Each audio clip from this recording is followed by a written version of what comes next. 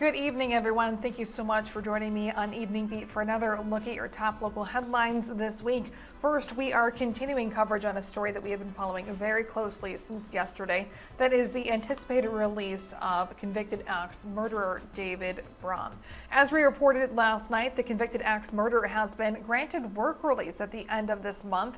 In 1988, at the age of 16, Braum killed his parents and two siblings, for which he received 3 life sentences, but a recent state law change made his earlier release possible. Minnesota House Speaker Lisa Demuth is now calling Braum's early release unacceptable. In a statement, Demuth saying in part, quote, "This is not justice being served. This is an insult to the memory of his victims. Some crimes are so horrific that real accountability, serving his entire sentence, should be the only option," end quote.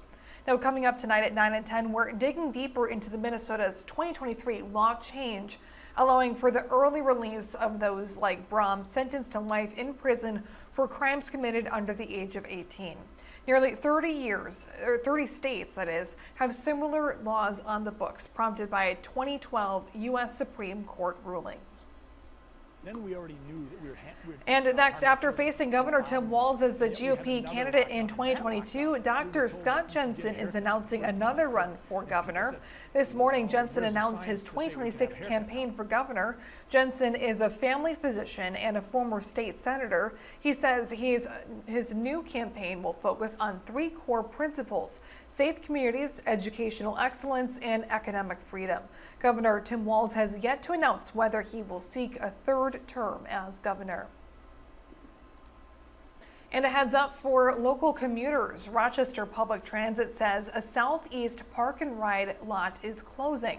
The service at RCTC will close on August 1st. RPT says the closure is due to low usage. People who currently use that lot are encouraged to use the park and ride at the Olmsted County Fairgrounds. Meanwhile, RPT routes 203 and 204 will continue to serve RCTC campus.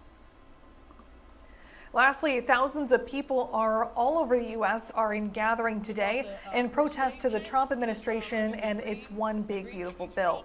Good Trouble Lives On is the name of the movement, and also honors the legacy of civil rights activist and Democrat Congressman John Lewis of Georgia. Dozens of people are gathering at Soldiers Field today for the peaceful Good Trouble Lives On demonstration. They are joining the NAACP for a rally with local speakers and a community march. According to Rochester NAACP President Wally Alegbede, the organization and its allies strongly denounced the House's passage of the One Big Beautiful Bill. He says this bill is impacting programs such as Medicaid, SNAP, and tax credits for working and middle-class families. Organizers say the purpose of this gathering today is a call to action and to create good trouble by speaking up. Now, in response, Republican Brad Finstad, who voted yes to the One Big Beautiful Bill, says that bill delivers on meaningful and permanent tax relief for families and small businesses across the 1st District. Now, to read his full statement, visit the web version of this story. That is a look at your top local headlines for tonight. Thank you so much for joining me on Evening Beat. I hope everybody has a great Thursday evening.